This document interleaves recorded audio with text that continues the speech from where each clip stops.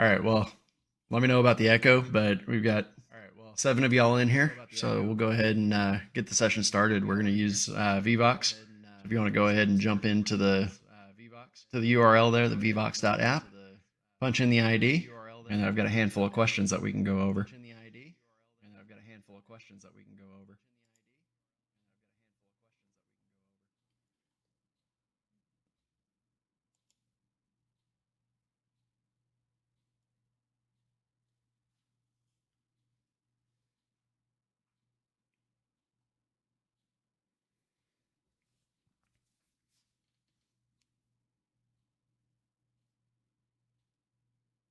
Well, that's good if I just keep talking the entire time. People might just get tired of hearing my voice, but, they won't hear the echo. So which of the following measures is not commonly used to assess threat intelligence data or information? Timeliness, detail, accuracy, or relevance?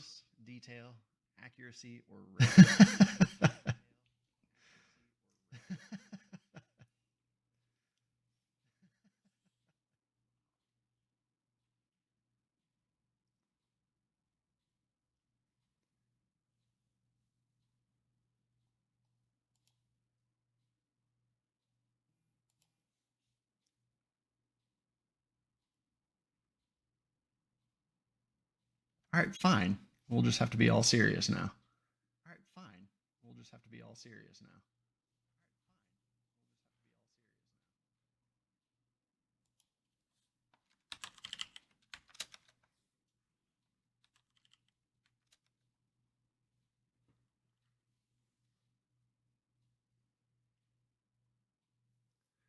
All right, so which of these measures is not commonly used to assess threat intelligence data or information?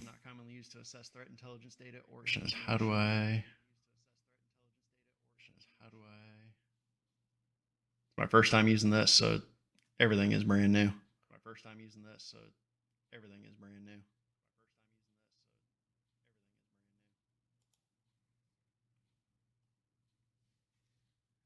Yep.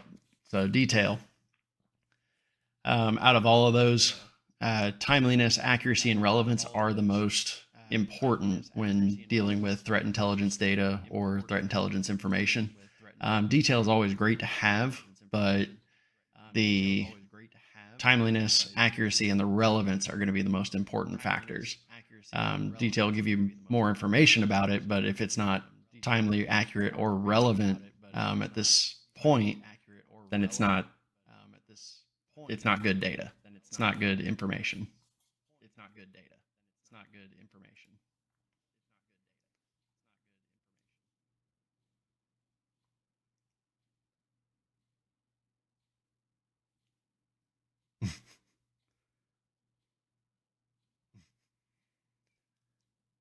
All right, so next. So what organizations did the U.S. government, organizations did the U.S. government help create to share knowledge between organizations in specific verticals? The DHS, SANS, CERTs, or ISACs? All right, we got Toasty, we got My Free Spirit. Cool.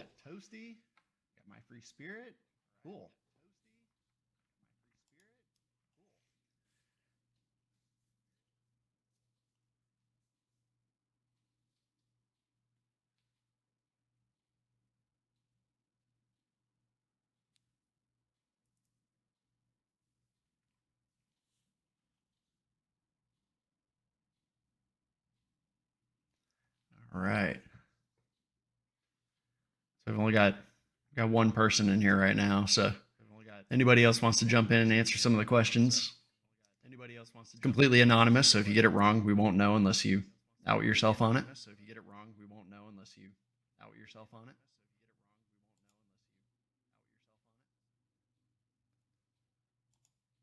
Yes, correct answer. ISACs. So information sharing and analysis centers. Help infrastructure owners and operators share threat information and provide tools and assistance to their members. Essentially collectives of businesses and similar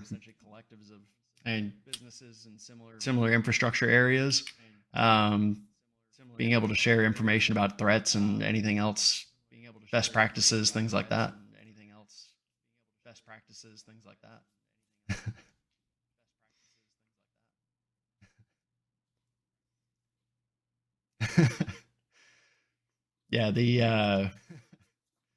Yeah, sometimes you don't have to know the actual what the acronym means. You just need to know what it is or what it does, especially for the exam. Because Security Plus, sometimes they will actually spell it out for you in the question. They'll put Information Sharing and Analysis Centers, or they will just put ISAC.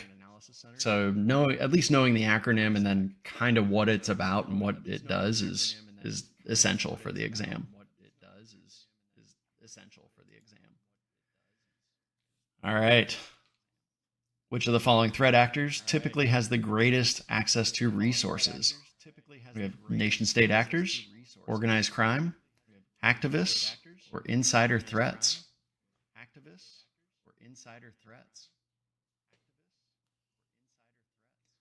Blitz, what's up?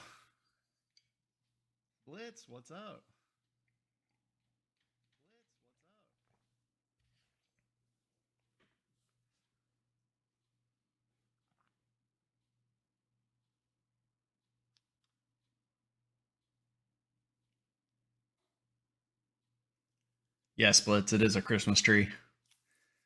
I'm going to be out of town at the end of the month. And so my wife wanted to get everything up early. So before Thanksgiving, which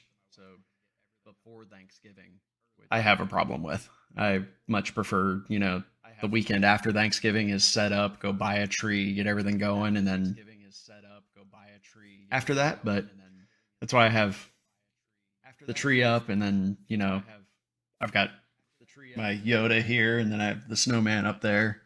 But I have not put any of my ornaments on it yet or anything like that. But yeah, it sits right behind my desk.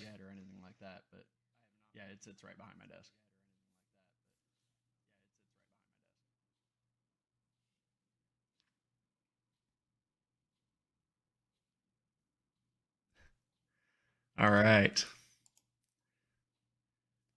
Survey says nation state actors. Yeah, that's a pretty easy one. Yeah, nation state, you're going to have the full backing of the government. So greatest access to resources, so tools, money, talent, and all the fun stuff that we don't get to know about until many years later.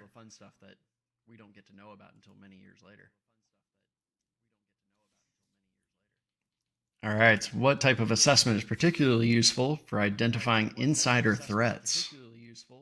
Behavioral assessments, instinctual assessments, habitual assessments, or IOCs?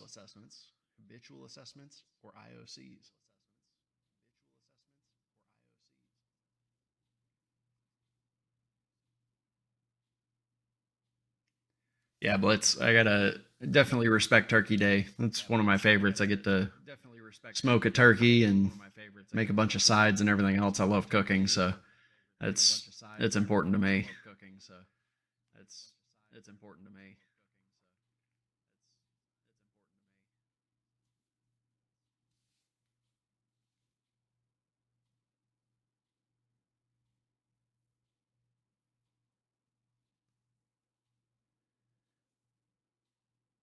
Blitz, I've never fried a turkey, but I have had a fried turkey. Um, I'm a big barbecue person, so smoking them is typically the way we end up going. But definitely have to be careful on the smoke because you over smoke it, it's almost inedible. But if you spatchcock it, so you take the bird and cut the bone out of the back of it, and then break the breastbone so it lays completely flat, everything cooks perfect. Even speed all the way through is amazing.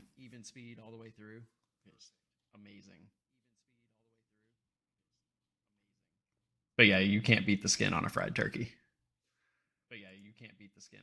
All right, survey says, dang, y'all are on fire tonight.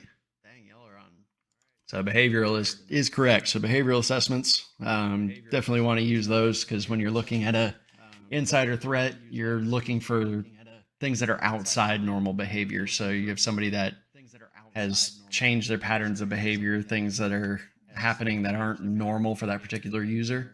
So things like after hours logins, misuse of credentials, and logins from abnormal locations. So somebody's account has been breached, or they've clicked on the email they shouldn't have. Somebody's logging in from Romania in the middle of the night, and they normally log in from the west coast of the U.S. We want to stop those, and there's probably something going on there.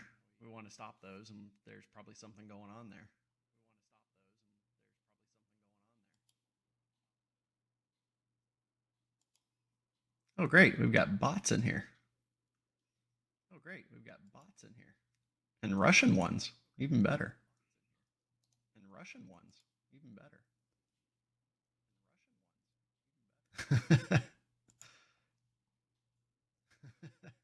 All right, we'll take a pause for a second. I'm gonna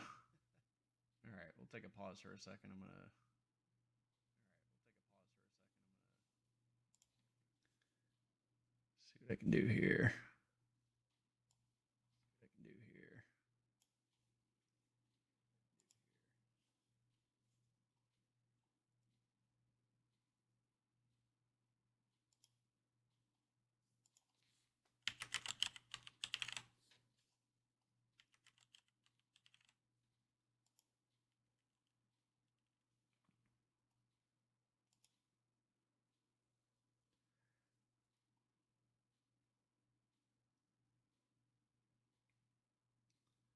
All right.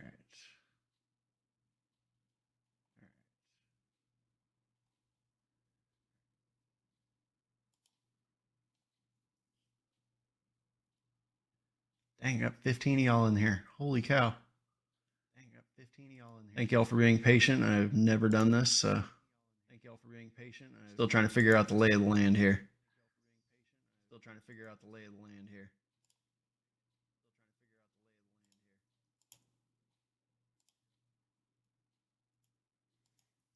Oh, that one's gone, so they've moved on to somebody else to bother them.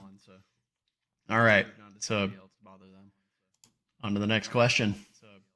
Blitz, you're up. So Blitz wants to send threat information via a standardized protocol specifically designed to exchange cyber threat information. What should he choose?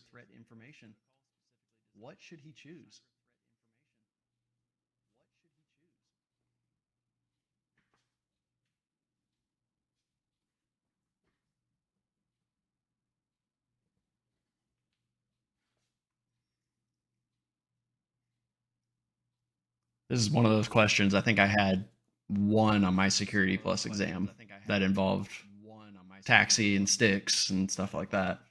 There wasn't a whole lot regarding this, at least in mine, but your mileage may vary.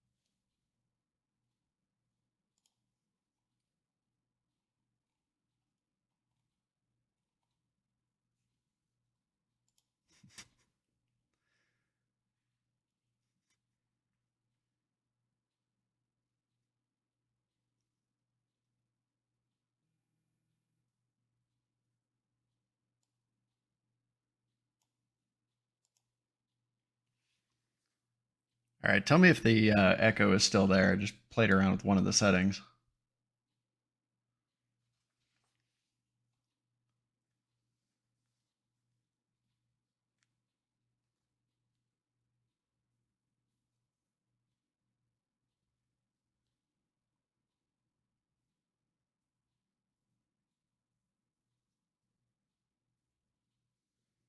All right.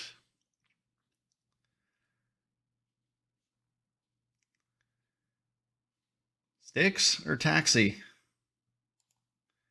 Answer is taxi. Trusted automated exchange of indicator information protocol. And like we've seen in chat, there's not a whole lot of these questions on the exam, if any. Um, but definitely good to know, at least know what they're for, even if you don't spend a whole lot of time on this particular subject. But saw this one earlier and figured it'd be a good one to throw into the mix.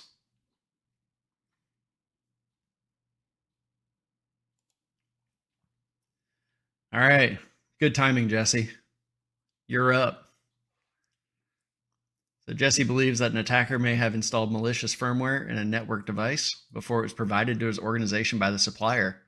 I think they happened to leave it in the utility closet right next to the mop bucket and the water heater. Um, what type of threat vector best describes this attack?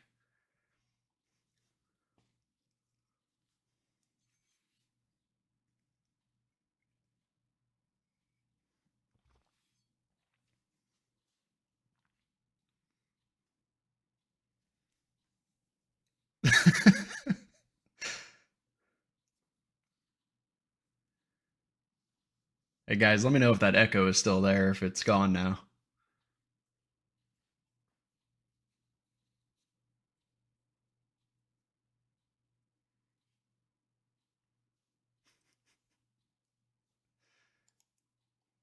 Perfect.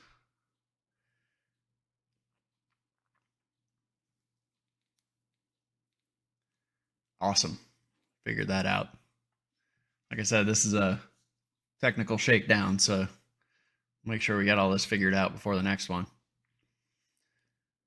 All right. So survey says supply chain, and that is correct. So tampering with it before it reaches the intended user is supply chain threat. It can definitely, the other ones, a direct access insider threat could be possible answers. But when you're taking the Security Plus exam, you're looking for the best answer out of the bunch. So when you figure that insider threat or direct access is their types of supply chain events, you kind of look at it as an umbrella and you want to take whichever one is the best overall example of that particular attack. Yeah, I think I had like 2 or 3 of these on my exam that were very similar, where you had multiple answers that could be the possible solution, but you've got to really got to sit there and think about what exactly are they asking about, and not just the first out of the 4 that you see that might fit it. All right, Margarita is conducting threat research on TLS, transport layer security, and would like to consult the authoritative reference for the protocol's technical specification. What resource would best meet her needs?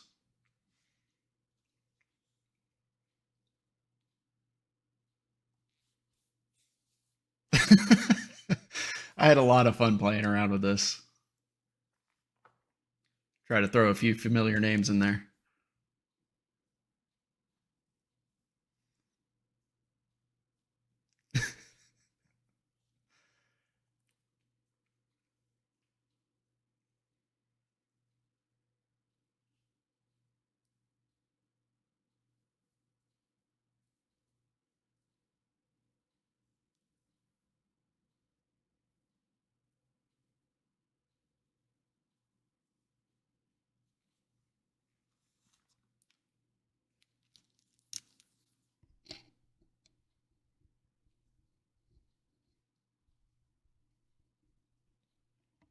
This will absolutely be on the final.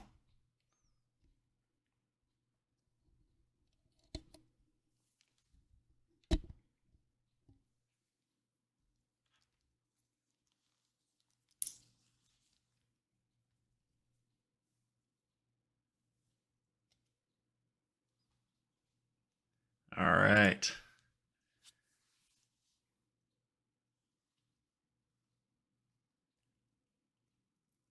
Dang. Academic journals. Academic journals would be good. but not necessarily the authoritative reference for the protocol's technical specification. Subject matter experts also would be a great resource. Textbooks could also be used covering that protocol depending on how long it's been around. But internet RFCs, so the request for comments, essentially where the standards are published and then how they get feedback on those particular standards, whatever it may be.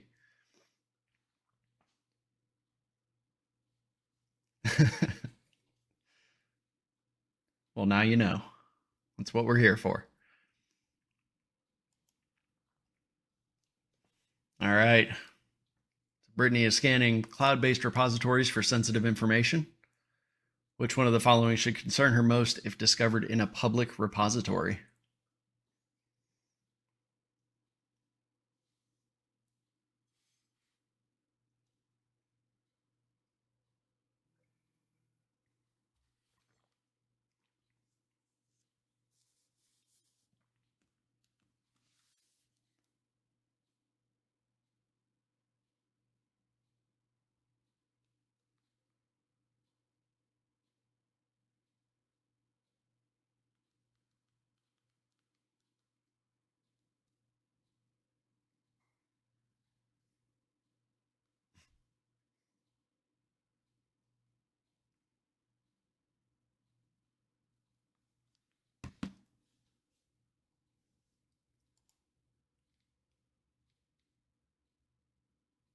All right. So while a lot of this could definitely be questionable, sitting in public repositories, API keys are definitely something that you don't want to have sitting out there. They can actually allow access to other applications or other data sources. So there are actually tools that you can use to scrub GitHub and other repositories to search for API keys that people have actually hard coded into their applications. So API keys, anything security, API keys, administrator credentials, things like that should never be in your public repositories. And I mean, I guess this goes as well for S3 buckets, anything like that. You should have them locked down, and that stuff should never be tied with the applications or the storage services that you have those APIs for. All right, so Mal has recently received the hash values of malicious software that several other firms in his industry found installed on their systems after a compromise. What term best describes this information?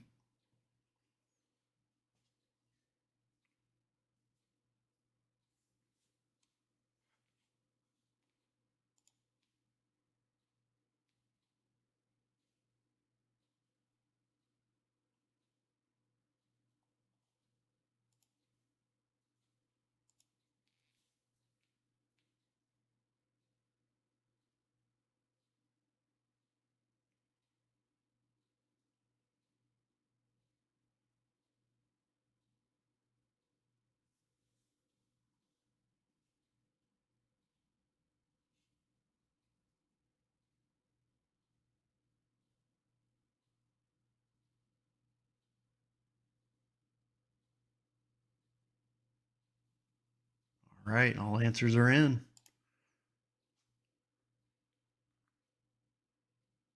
All right, y'all nailed it. Indicators of compromise, so IOCs. Data may also be described as an adversary tool, tactic, or procedure, but the fact that it's a set of signatures makes it more closely match to the definition of an IOC. And then TSIG, figured it would be a little bit of a curveball, make you question, because there's not a whole lot of coverage for it in Security Plus, but it's a protocol used to authenticate dynamic DNS records during DNS updates.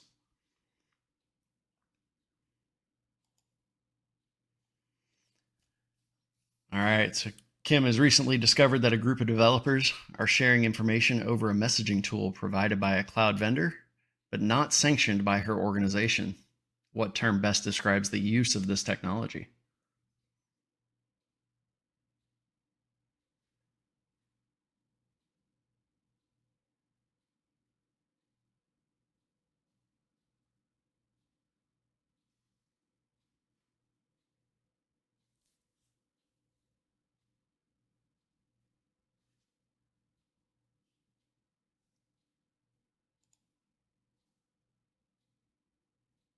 Y'all got it. Shadow IT.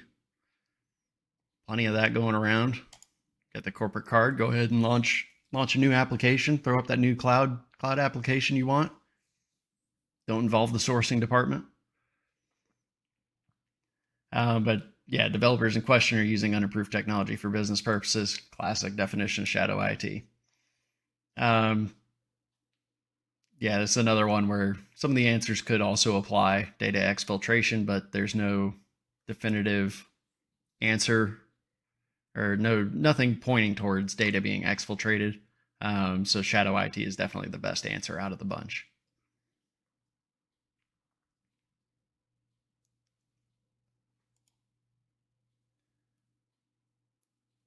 Yeah, ChatGPT. I've used it for work, but never put anything that is even remotely sensitive data. Like if I needed to help me build a script or something like that to break apart a big Excel file, I will kind of put it in and just give it vague ideas of what I want it to do, and then I'll fix it on my own from there. But I just need it to just take care of writing the bulk of it for me, and then I'll fix and finish the rest. So Tom's organization has recently learned that the vendor is discontinuing support for their CRM, their customer relationship management system. What should should concern Tom the most from a security perspective?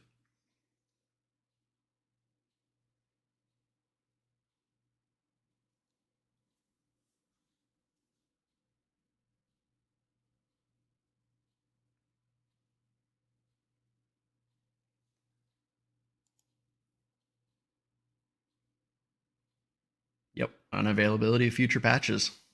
That is absolutely correct.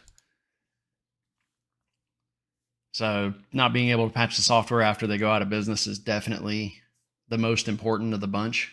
Not having technical support, increased costs. I mean, yeah, they're probably going to have to replace that system, so they're going to have to spend some more money.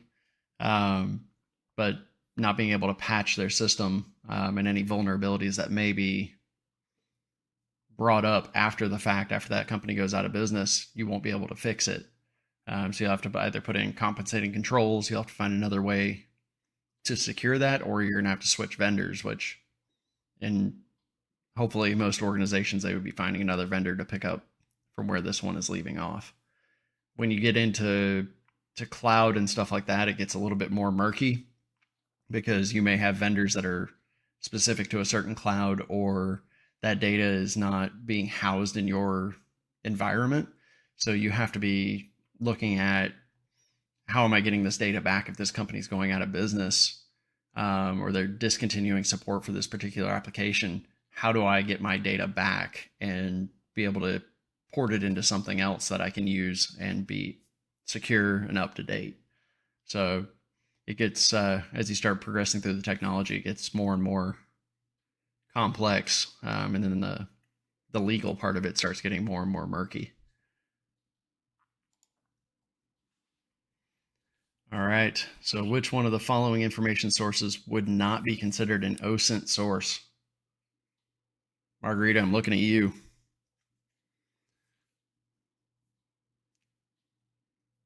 You got this.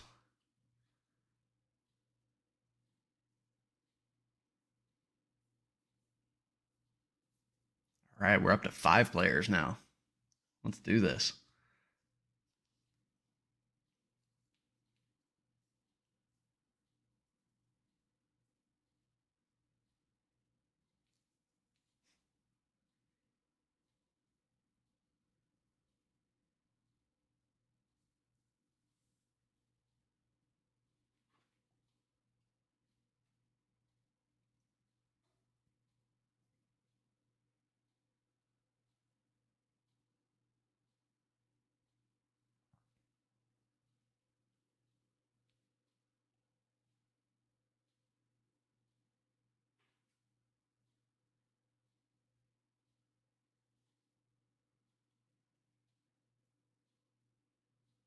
player number 5. Give you a couple more seconds here.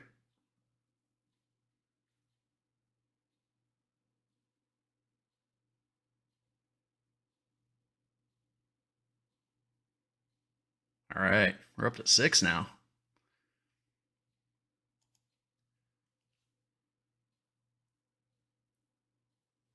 All right, overwhelming consensus, port scans. That is correct. So your DNS lookup, your search engine research, and your whois queries are all OSINT, that is open source intelligence. So anything that you can find by publicly searching the internet or looking through records is considered OSINT, but when you are performing active reconnaissance, when you're doing a port scan, that is not considered open source intelligence. Though it may be available because they have their servers facing the internet, it is not considered part of the open source intelligence gathering.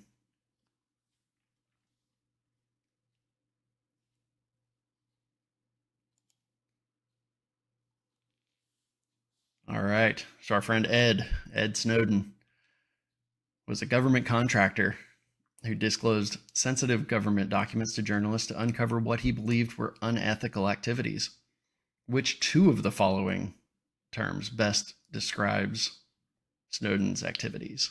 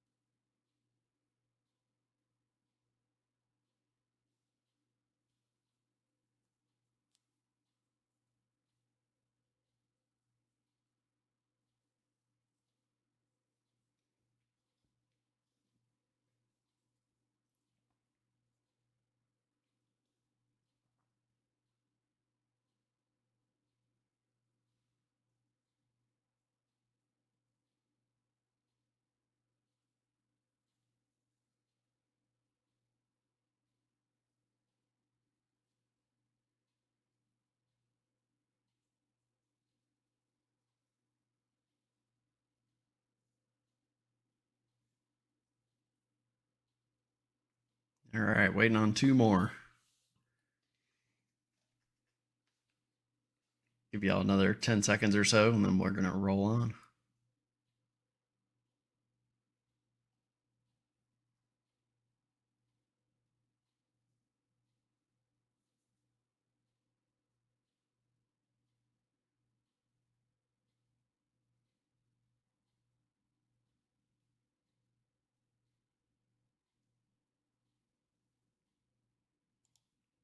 All right.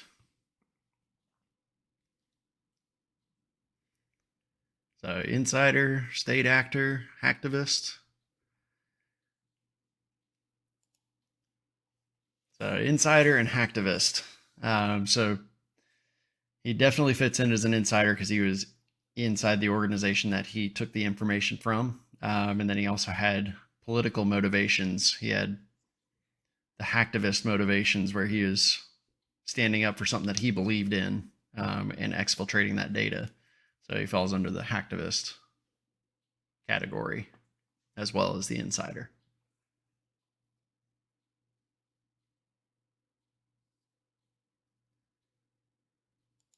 All right, and number 14. This is the last one that I had prepared.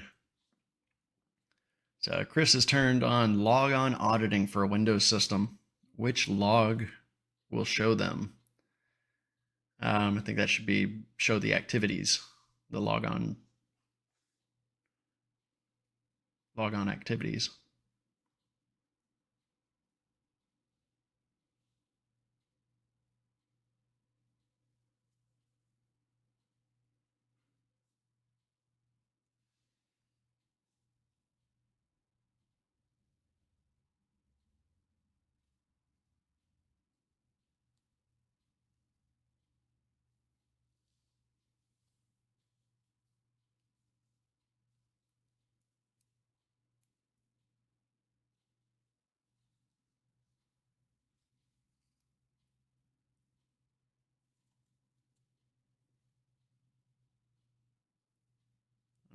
right, so we'll go.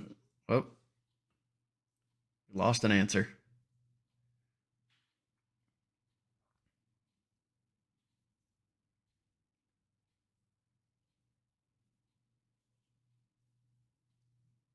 All right, we'll see if that answer change put you in the right bucket here.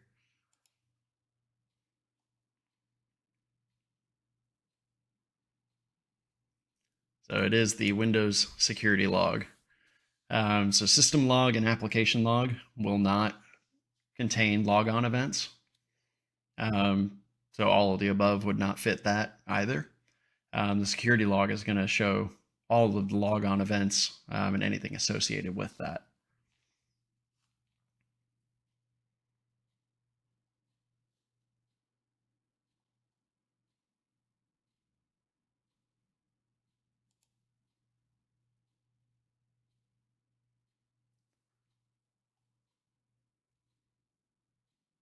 All right. Y'all crushed it tonight.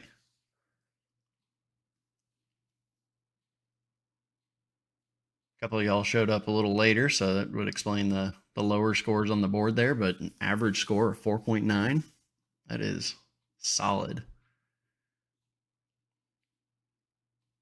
Absolutely solid, guys. So I guess let me know in chat if you want me to pull up a few more questions in another application, and we can keep rolling through a few more.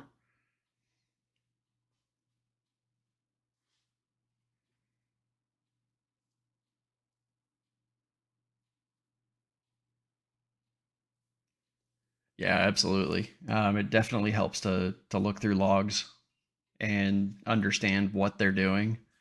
Even if you turn them on your own system and just create a bunch of noise and just see what is happening and what's being actually picked up in those logs, it can definitely help understanding what they're actually doing and what all's involved in each one and how you can correlate between them.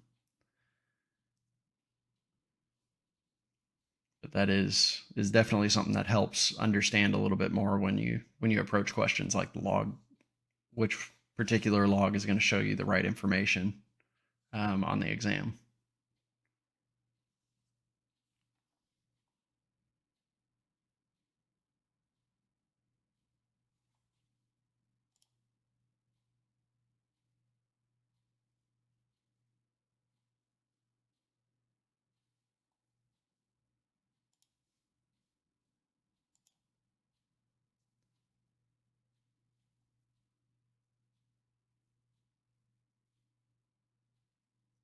All right, so what do y'all think? Y'all want to roll through a few more questions, or have any questions in particular for me? Anything you want to go over in particular?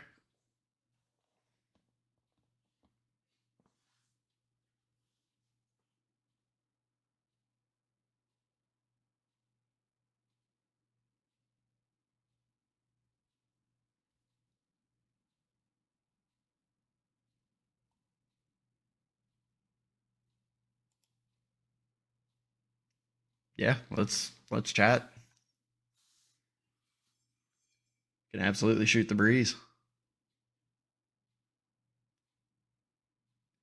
Lord Kalamo, welcome. Good to have you here.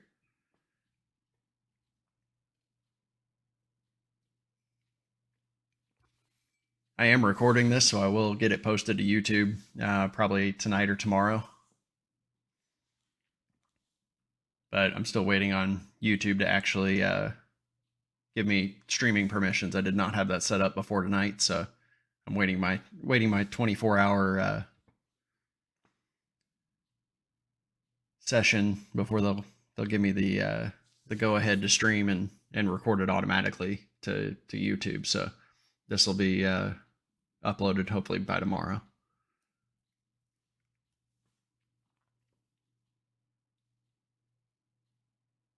Thanks for coming, Toasty.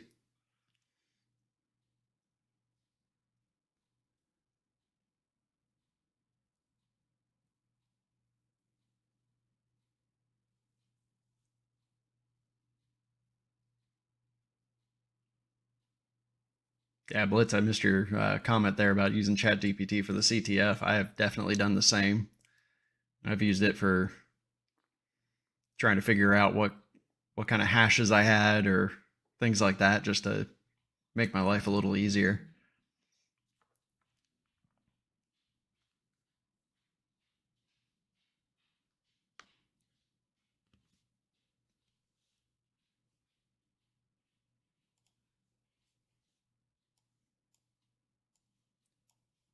Throw up a little bit of music here while we are hanging out.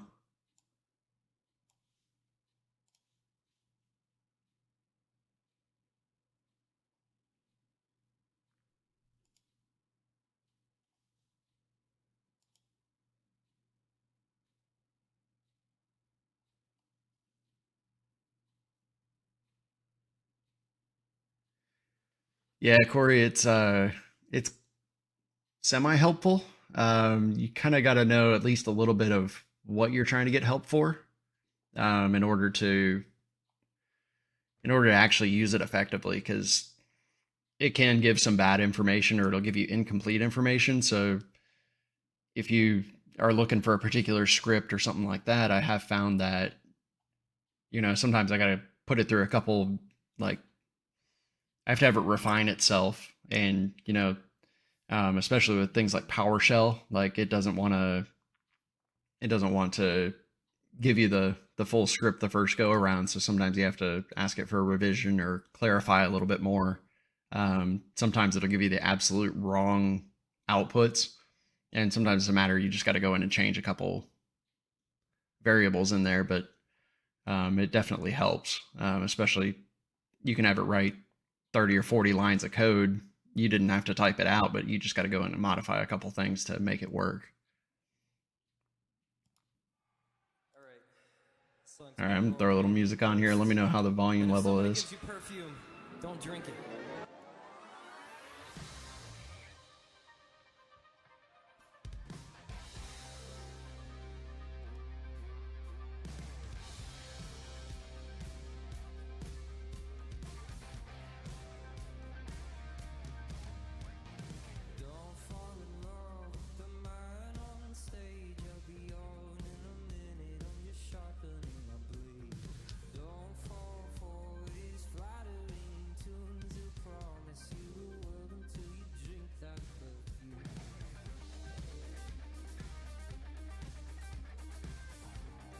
All right.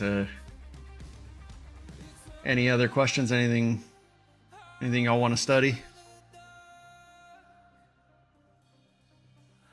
Anything in particular hanging you up on in your Security Plus studies?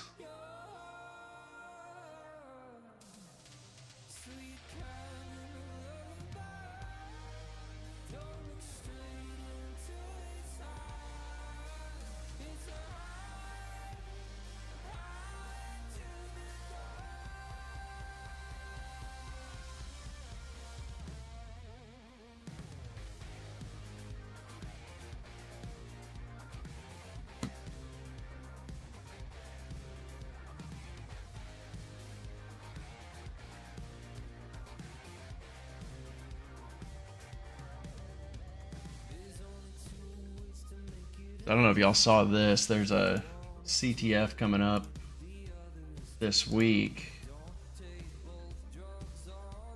Get this pulled up here. Cyber Quest. This one is, or who? The U.S. Cyber Challenge is putting up this CTF. So I'm gonna probably run through this, start working on it on Wednesday, and it goes from the 15th through the end of the month. Or yeah, so okay, quiz is available from the 16th. Yeah, I'm gonna start this week and work through the CTF and see how far I can get.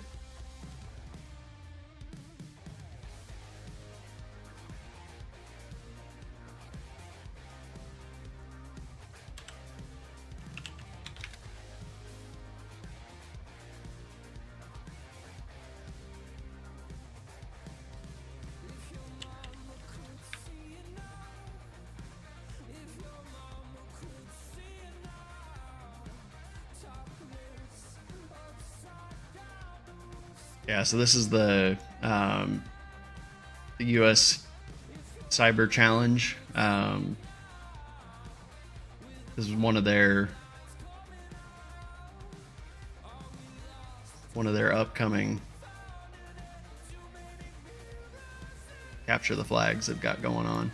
So if you go to uscyberchallenge.org, they do these, essentially they call them camps, but they're free to join, and you can jump into it and do these. A lot of the times they're partnered with SANS. Yeah, so their workshops and stuff are SANS instructors, but the CTFs are all free.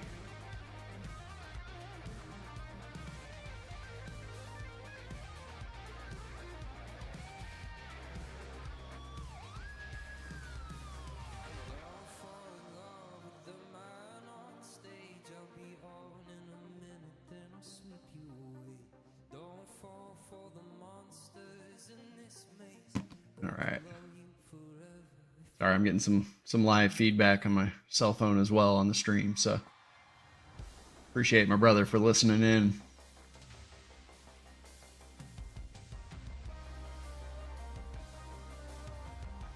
All right, and here. EAP, that is actually one of the weak points for me.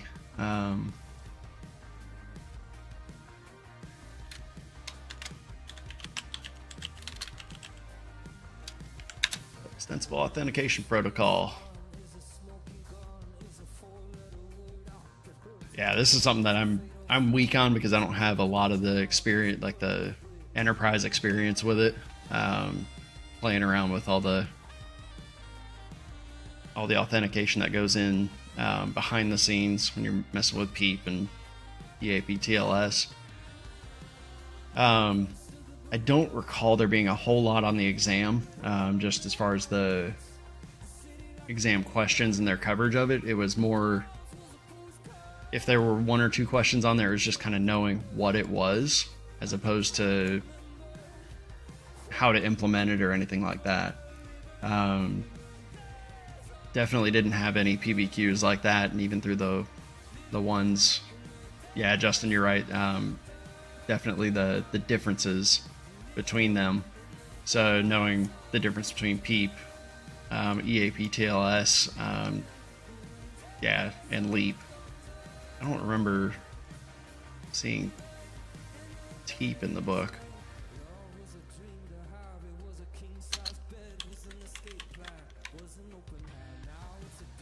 Let's see here. Oh, there's our RFCs again. Oh yeah, an MS Chap. I will try and find a breakdown of all of this and see if we can get a sheet posted in the Discord so we can have it all together in an easy to understand what the differences are and which ones are deprecated, because a lot of them are no longer used, or they're only used in specific instances now, or with certain technologies. So I'll definitely dig into that and see if I can find a infographic that we can use to study from. Put that on my action items here.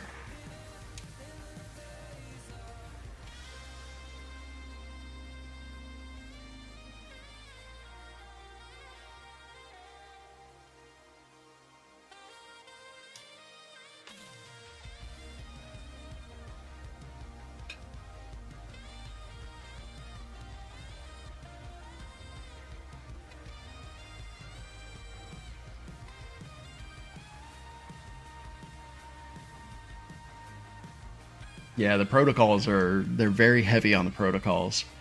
Kind of knowing when you get into some of the technologies, it's more knowing which protocols actually work with them than necessarily knowing exactly what those protocols do, because they will dig in deep into history, like Justin was saying, kind of knowing the dates and kind of the age of some of these things.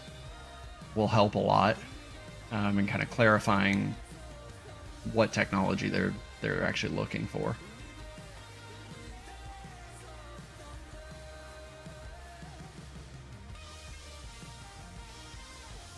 Yeah, I think I only had 1 or 2 on my exam that were anything to do with EAP.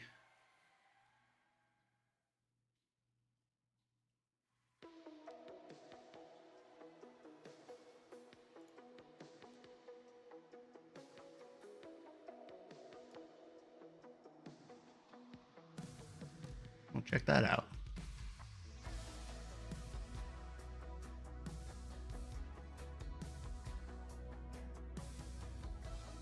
Yeah, that one's probably not used anymore with MD5.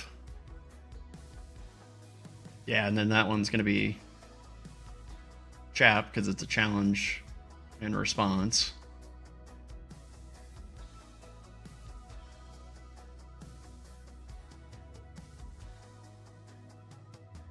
Yeah, I mean, the biggest thing with any of the exams, like you just said, Corey, is knowing where they're asking the question from, like what perspective, because that's going to tell you the answer, or at least narrow down to a 50-50 shot if you know nothing about it.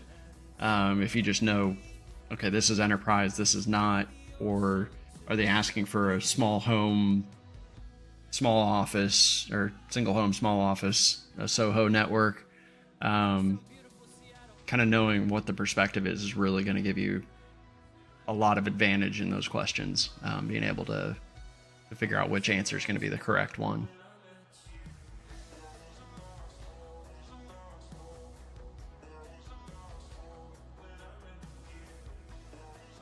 I guess there's your answer if you want to know which one's the most secure.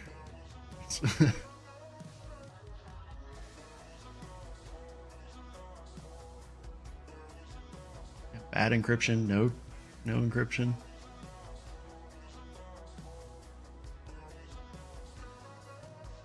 Pretty sure I listened to when I was studying for this, I listened to the video like 3 or 4 times to get an idea of what was going on.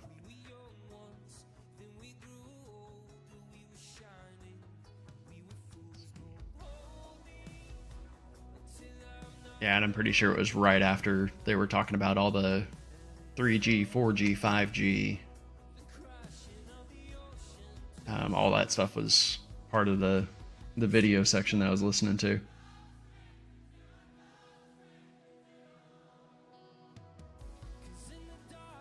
Justin, it's all about the asymmetric antlers on the D deers.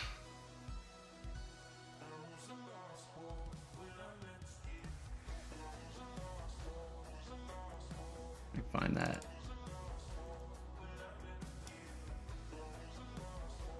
spreadsheet clip that I stole or borrowed with intention of sharing with everybody.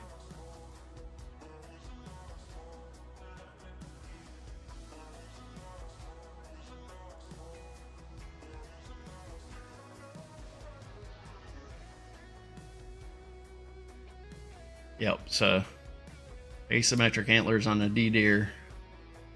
So pretty much everything Diffie-Hellman, Elgamal, ECC, show your elliptic curve cryptography, DSA and RSA. Those are your D-Deer. So those are all your asymmetric algorithms. Everything else is going to be symmetric, with the exception of Ray and Cindy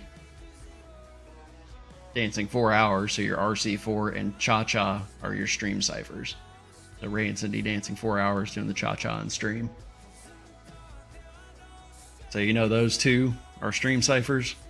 Everything else is asymmetric. So you know everything in the DDER is asymmetric. Everything else is symmetric block. And then Camellia's 128-year-old cat. So Camellia, AES, 2 fish.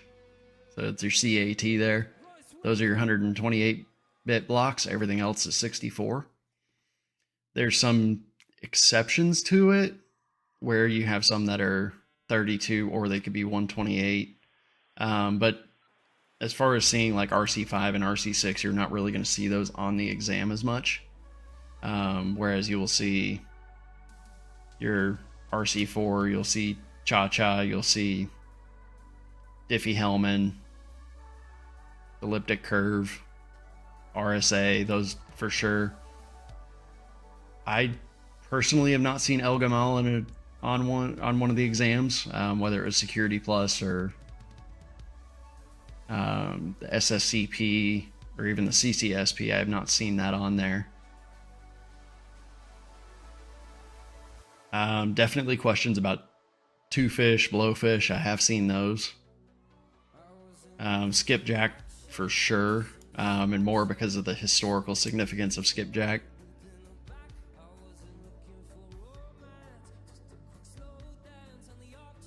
Yeah, and then all the lightweight stuff you really don't see a whole lot of either. If you do, it's probably just going to be one question. So I wouldn't spend too much time on the lightweight stuff.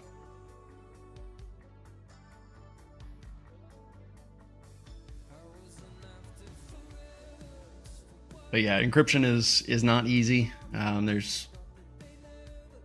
There's so much to it.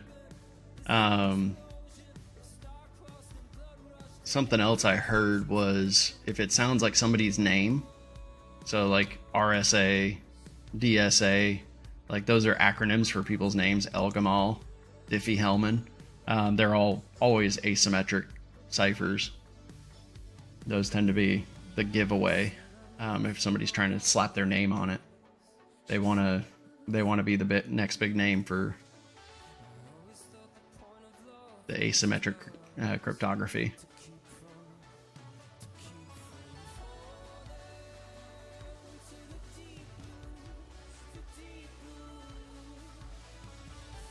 All right, guys, so it is after 8 o'clock. Anything else you want to go over before I call it for the night? I'm going to probably call it here in about 5-6 minutes.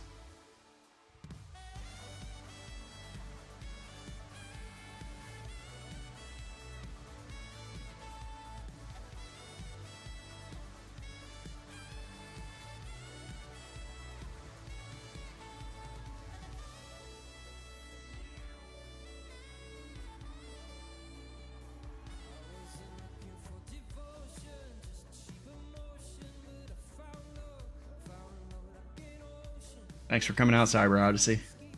Appreciate you joining the session. Hopefully you learned a little something. And definitely please join on Thursday night. Jesse will be hosting on Thursday.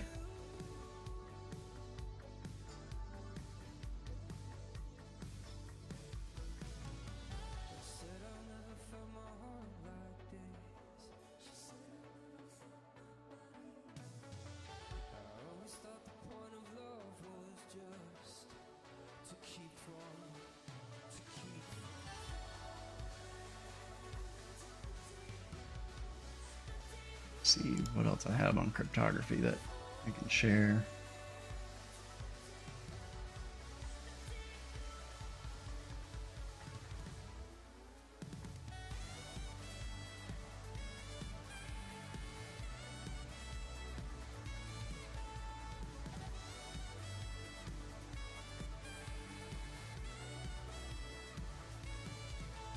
Yeah, I've got a bunch of videos and stuff from school. Definitely happy to share them.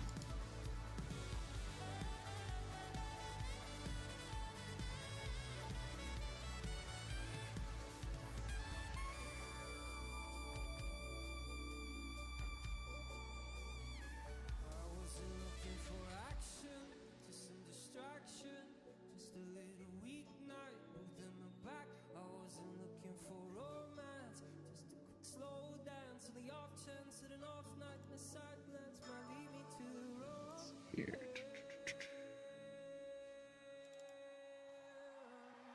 We'll pull up my favorite tool. Love this last minute review guide from Mike Chappell. You're digging through right before the exam. This is probably one of the best brief reviews. Sorry for all the background noise. My dogs just came down into the basement. Come here.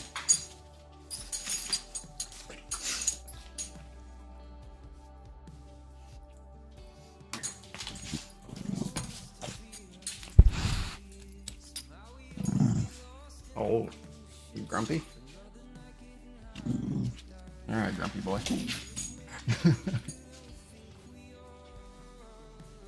You want to come up here? I can't pick you up. You can climb up here.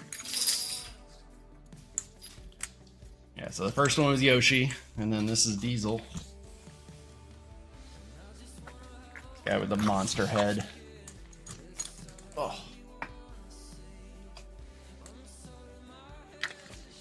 So the last minute review guide, you can actually get it from certmike.com. He's got a whole pack that you can buy. I think it was like 20 or 30 bucks. And it gives you CCSP, CYSA, CISP, Security Plus, SSCP, all of the review guides in one package. And they just released the new one for 701 just came out. So when we get our curriculum together for 701, we'll have this one available as well. So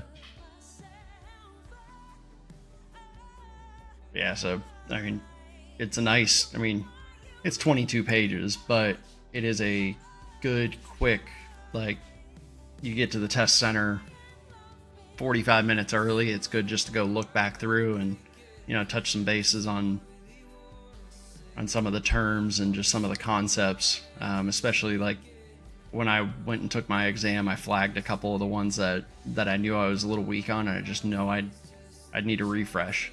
Go through it and review it real quick. But let me pull up.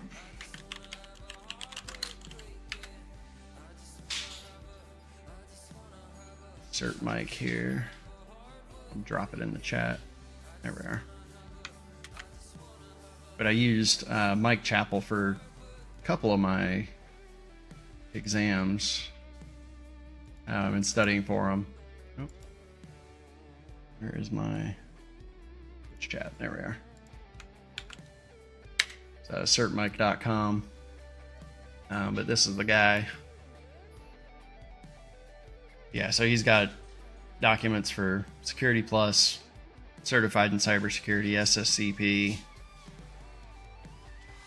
CISM, Pen Test Plus. So he's got videos, he's got the last minute review guides, all sorts of information, and definitely enjoy his content. You can also sign up to get on his mailing list. He does send a weekly like quiz question or test question, just to keep you thinking about it. But it's all just good, more, I guess, more angles that you can just get attacked with more and more information. I know I like to have just an overload of it where I constantly am immersed in it, and it just tends to sink in a little bit better. So whatever works best for your study schedule and how you absorb information. But the more that I see it, the more that I do it, it tends to help a lot better in my preparations. So yes, I know. Oh, you were gonna knock me over.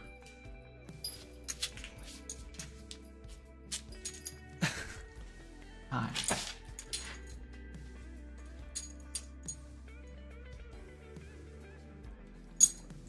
All right, guys. Great session. And y'all have a wonderful Monday night. And rock this week. Make it a great week. And we're going to be closing in on Thanksgiving here real quick for those of us in the U.S. and then into the holidays. But I'm looking forward to seeing y'all on a regular basis. Please tune in Thursday night to Jesse's stream and give you a rundown of what is going on with Slay Security Plus going forward. So look forward to seeing y'all very soon.